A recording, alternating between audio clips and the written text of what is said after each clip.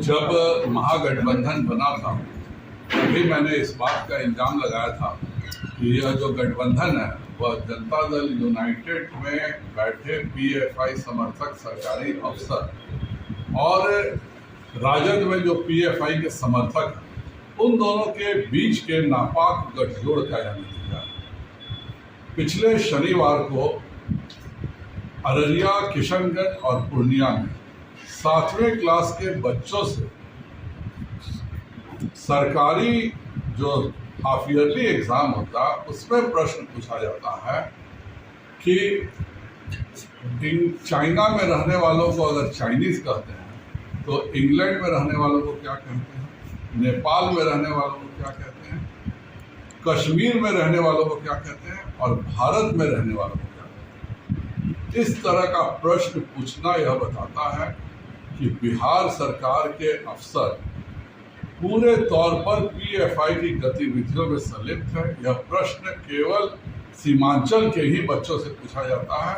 जो शर्जिल इमाम का एजेंडा है कि हम चिकन नेक को अगर पकड़ लेते हैं तो हम नॉर्थ ईस्ट को अलग कर देंगे, वहाँ के बच्चों में बिहार सरकार के अफसर अलगाववादी मानसिकता का पोषण कर रहे हैं। सबसे दुखद बात तो यह है कि यह प्रश्न 2017 में भी पूछा गया था और उस समय यह कहा गया कि जो भी इसका दोषी होगा उस पर कार्रवाई होगी। आज तक 2017 में इस प्रश्न के पूछे को सेट करने वाले अपराधी को गिरफ्तार नीतीश कुमार जी ने नहीं किया है, क्योंकि देश विरोधी गतिविधियां, खास करके जो भी गतिविधियां एक तरह से आतंकवाद का पोषण करती हैं, नीतीश कुमार जी के अफसर उनमें शामिल रहते हैं।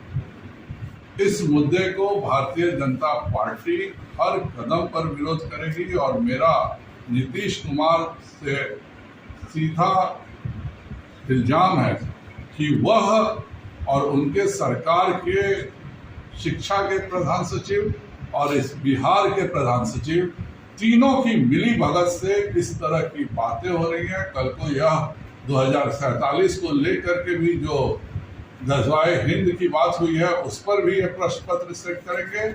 इस तरह के लोगों पर कार्रवाई नहीं होती है तो बिहार में हर जगह आंदोलन होगा। और नीतीश जी को मैं चेतावनी देता हूं कि आप भारतीय जनता पार्टी से लड़िए।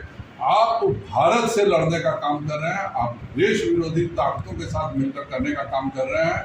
2017 में जो अपराधी थे, ना शिक्षा मंत्री ने उस समय कोई कार्रवाई किया, ना शिक्षा विभाग के प्रधान सचिव ने कार्रवाई किया और एक सोची समझी नीति के तहत आज जब महागठबंधन की सरकार बनी है तो पीएफआई के संरक्षण में 7वें क्लास का प्रश्न पत्र सेट कराया जा रहा है। इसके लिए हम बिहार में हर जगह युवा मोर्चा इसके खिलाफ आंदोलन करेगा। शिक्षा